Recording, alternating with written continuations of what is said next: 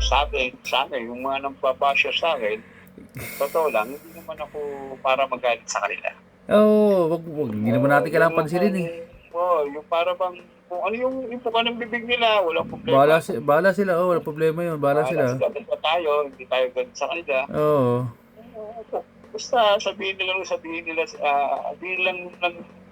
sa atin, hindi naman tayo nila talagang lupusak kilala. Hindi naman kailangan na sa atin, pero ikaw nakakatanggap ng masamang sinasabi. opo, opo.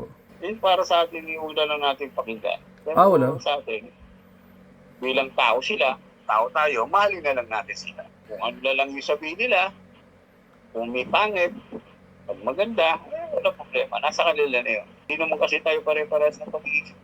Tama naman. Kasi kung hindi dahil nga sa kanila, wala tayo. Wala, opo, Wala wala. tayo dito sa pagbablog natin. Correct, correct.